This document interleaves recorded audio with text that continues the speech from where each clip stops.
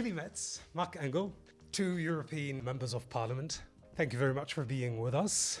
My hope is to talk to you about the LGBT community Europe, the hopes of our community, their fears, and the way you see the reality of our struggle going. Let's start with a report that's been released in 2019 by the Agency for Fundamental Rights in Europe that carried a research over 140,000 people in the 27 member states, plus the UK, plus Macedonia and Serbia. The purpose of this survey is to ask people who are LGBT their emotions, their feelings about their day-to-day life. And the reactions were quite ominous. I'm going to read to you some of the findings of this report. 1 in 3 LGBT people say they have difficulties making ends meet. 1 in 5 report being discriminated against at their work. And the situation is even worse for our trans sisters and brothers. 6 out of 10 say they avoid holding hands in the street. And 1 out of 5, particularly within the trans community, say they were physically attacked. As openly gay and lesbian people, do these statements resonate with you? Have you ever lived through these kind of hardships that have been reported across Europe? Go ahead. Tilly, personally, I must say I'm very lucky that I did not experience that, but I have friends and I know about this, and this is a reality. I was brought up here in Luxembourg, and my family was very open, so I never experienced this. But as I said, this is the reality in not only as often meant in countries of Central and Eastern Europe, but this is a reality in many member states, almost all member states of the European Union.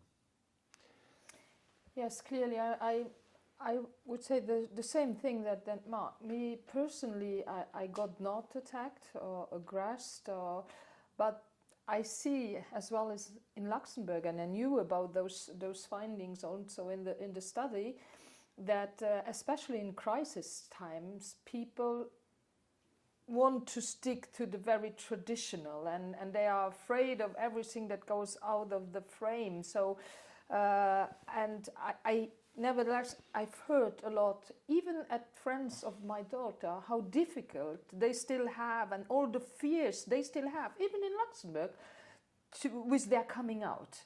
So for me, it was really astonishing. I thought that the younger generation would be more easygoing with coming out. No, but there are still the same fears, even in Luxembourg, and not to speak about countries where we have this LGBTIQ free zones, etc., or where it is even forbidden in education, like in Hungary, to speak about different and diverse family models, etc.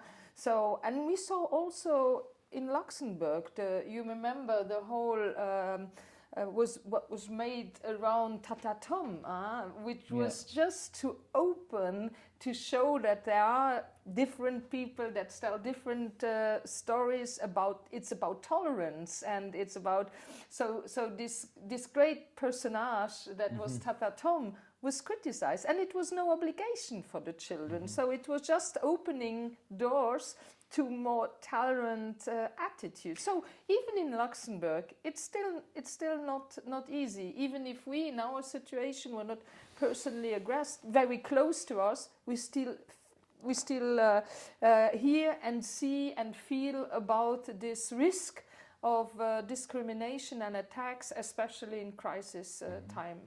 And what I can also say is I work a lot with Transgender Europe and with trans people, and what you say that the effect is really even worse for them, this is really true, and I hear that in all these meetings I have with the LGBT intergroup in the parliament, so this is absolutely true. But on the other hand, please let me also say there's also good news. The last Eurobarometer shows that there is more and more tolerance of the general public vis-à-vis of LGBTIQ persons. We should not forget that. The tolerance is growing, and there is backlash from the far right, from the anti-gender movement, but there's also progress. So let's also give a little positive note. We're definitely going to talk about the progress, and the progress actually, to confirm what you've been saying, from 1999 to 2019, the number of laws, LGBT pro laws, that have been passed in Luxembourg has doubled. Now, same-sex couples have the right to marry, they have access to civil registry, they can adopt children. Yet, same-sex couples still do not really have the same rights as their peers in the heterosexual community.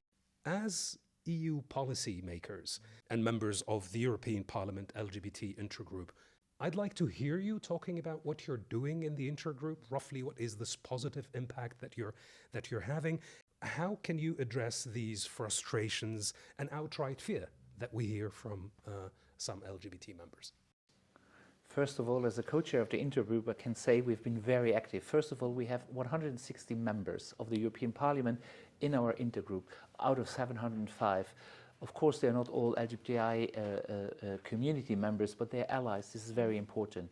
We've been doing in the last mandature from 2019 until 2024, 150 resolutions which were wholly about LGBTI subject or partly. So we've been very much pushing on resolutions.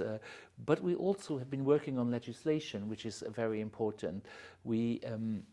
I was a rapporteur, for example, on the equality bodies, strengthening the European equality bodies, what in Luxembourg would be the Centre d'égalité de traitement, to make them more strong, to make them more independent, but also to make sure that all the people and all the discrimination are being taken in account. And what we managed in that text for the first time to have in a directive, in an article, the wording of not only sexual orientation, but also gender identity, gender expression, and sex characteristics. And this is important because the trans community, the non-binaries, are not really included yet in the treaty and in the Fundamental Rights Charter. And now we have it in a text, and we also based ourselves on European case law.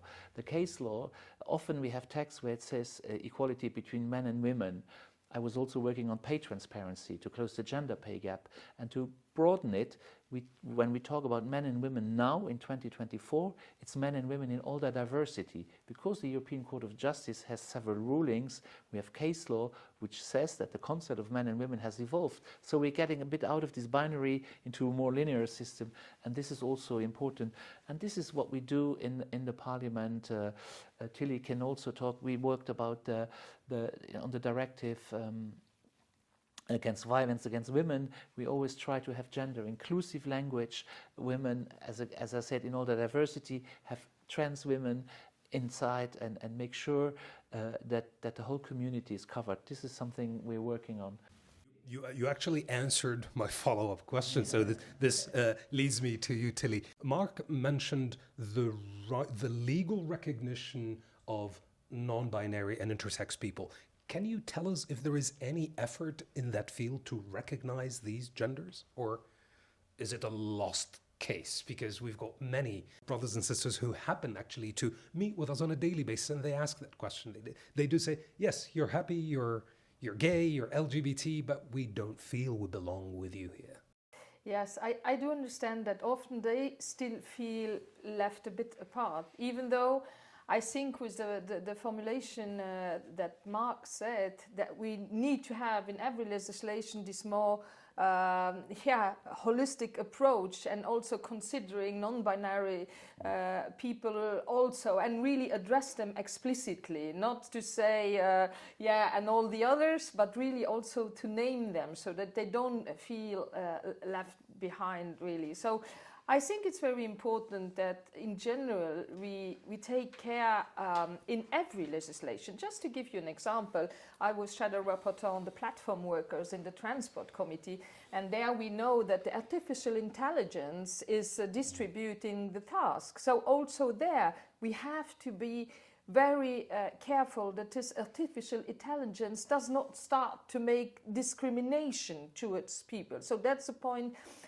to have it in. I was also shadow rapporteur on the SOHO, so donation of substance of human origin, where it is about donation of blood, of plasma, where in a lot of countries there are and were still also discrimination towards people from the LGBTIQ plus community. Also there we put some wording that this discrimination should stop, that there should be no difference regarding people from this community and from the so-called heterosexual normal community, entre guillemets, of course, between. Sure. If we instead of using LGBTIQ plus, or if you use the more scientific, the SOGI-esque language, where you say sexual orientation, gender identity, and sex characteristics, this is also very broad, and often we are attacked by the far right. They say, "Oh, you're ideologists. This is ideology," and then I always say, "No, being an LGBTIQ plus person is not an ideology; it's an identity." And then I give the example of also of the intersex people, and that's not ideology, that's biology. So we really have to counter this thing that this is now a modern thing that people, no, internet brought people together. Internet brought a lot of persons who are non-binary or who are intersex. They don't feel alone anymore. They know that they are not the only person, but that there is a whole community, and this is good. So, and therefore this is not zeitgeist. This is a reality which now realizes that they are not alone, and that there is organizations to support them, civil society to support them, and it's our role also that the legislation recognizes them and supports them, and that's what we are doing in the Parliament, Tilly and I, and all our colleagues who are very active on LGBTIQ plus rights. I'll stay with you, Mark, on this notion of struggle. How do you, as an MP, work on a day-to-day basis with countries where homosexuality is a sin, where homosexuality can be punished by death sentence? I've seen in your resume that you've been working as well with the Maghreb region. Probably you have had contacts. How do you cooperate with these people? First of all, we had a resolution not long ago on decriminalization of same-sex relationships when this new law was passed in Uganda, where even death penalty is on same-sex relations. So we work also together with the European External Action Service, which is the European Foreign Ministry, which has a special ambassador for diversity and inclusion, and we try to support civil society in these countries. I'm just back from Angola, and I met an association, IRIS, an LGBTI association.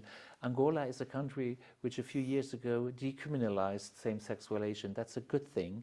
The problem is now with this international anti-gender movement, in a lot of African countries, they put money and they try to make the laws harder, and there's still countries who criminalize it, too many countries, and we have to go against that. But I'm also a UN AIDS ambassador. I'm an HIV/AIDS activist, and when I go to countries in Africa or other parts in the world, I always try to explain them, take care of the key population, take care of men having sex with men, of drug users, of sex workers, because we have to help them. They have to have access, equal access to treatment, and they exist. And then sometimes they say, we don't have that in our country. I say, yes, you have it. It exists everywhere.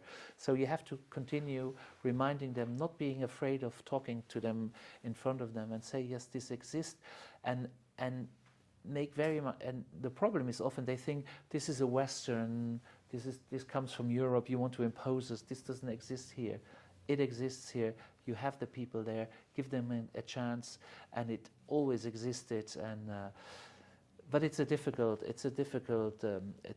fight. But we're on it, and thank God there is in every country, even in the country with the harshest law, there is courageous women, men, community queer people who are activists and who are fighting, and that's very important. Tilly, I want to focus with you on the European Union. Some countries in Europe are trying to roll back on LGBT rights, particularly from the former Eastern Bloc, Eastern European countries. Where are we today? particularly in the sight of a rise of LGBT attacks. We hear of gay prides cancelled because some of the LGBT community has been attacked by the far right. How do you deal with these countries? How do you deal with these countries that share with you European values? Yeah, I think it's very important to give them a very, very clear message that this does not correspond to the European values. If we make LGBTIQ free zones, and we had very strong reactions from a lot of cities then in Europe that say, no, we are LGBTIQ freedom zones. So I think that is important, but also at the institutional level, if a country does not respect the European values, where you can love the person you want to love, when you can express yourself the way you feel, I think those are key values of the European Union, and if those are not respected, of course we need to talk about sanctions. We need to always remind them that this is not the way we want to function. So at the local level, at the national level, and at the European level, the consequences must be very clear. Now for Poland, we see there is hope now again. I think I met people from Poland before, and they were really thinking of immigrating out of the country because they didn't feel safe anymore in their own country. And those were people, they had their job, they were just two women loving each other, and that's the only reason they wanted to leave the country. So there is hope that things can change again, and that we have to definitely very clearly defend these fundamental rights to be the one you want to be. But let me just, if you allow me to come back, as I am chair for the relations with Central America, so I'm looking very closely, of course, what's happening in the countries of Central America. And there I'm very happy that, for example, the new constitution of Cuba allows also same-sex marriage now. And that was really a step forward in this country. It was really a positive news. On the other hand, you have more and more in those countries of Central America, the evangelistic church that is really coming with very conservative approaches again. So that's something we need to support there. Of course, the civil society. El Salvador is a country where you still get in jail if you have foscush, I don't find the word now, an abortion or miscarriage, that is the word, you can finish still in prison. So it's very important that Mark mentioned them also, all these very, very brave people fighting there for human rights, for reproductive rights, for the community of LGBTIQ plus community, to support them and to show that very clearly, and to also that the financial support really comes through them in order that we support them, because those are really brave people. I always say it's easy in the European Parliament to defend the LGBTIQ plus rights. It's much more difficult when you live in a country of Southern America like El Salvador, Nicaragua or whatever. So, and then on the other thing, and that's the last thing I want to say, even we do progress in a lot of legislation, resolution, strategies that we develop at the European level, the most important thing is really that mentalities have to change. And that is really progressing slowly. And there we, as policymakers, of course we have to put it clearly in our text, but still there's a lot of work to be done very concretely on the ground. And I hear that also from high schools, that people are still insulting each other with terminology coming from the LGBTIQ community. So it's not because we have it in the text that necessarily automatically mentalities change. There's still work to do. If you allow, I would like to come back to Hungary, where we pushed as a parliament that the Commission does an infringement procedure, and also now with this terrible law, Orban came out, this so-called child protection law, which is a copy of the Russian LGBTI anti-propaganda law, and the Commission finally brought Hungary in front of the European Court of Justice, and 15 member states are supporting the Commission on this. This is the first time this happens, and this shows that not only the Parliament but also in the Council, member states do not want this to happen and are on the good side and are protecting LGBTI community. So let's hope that there will be a positive outcome. Yesterday I had an event in the parliament with 2 Hungarian, one lady representing Amnesty International. They brought out a report what the impact is of that law, and a young writer who writes about people coming out, etc. Her books are put in plastic with a special marker. Some libraries are afraid to sell these books because there is a law, you cannot be closer than 250 meters from a church, and there is public instances who come and control that. It's absolutely crazy, and this must stop, and therefore I'm very happy that now finally the European Commission listened to the Parliament, and we're taking action. We're blocking money to Hungary, because this is often what people tell me, why Hungary is breaching rule of law, why is it getting European money? Now some of the money is blocked until we see what the outcome of also this court case. So I think it took us time, but finally there is action taken on the European level against Hungary.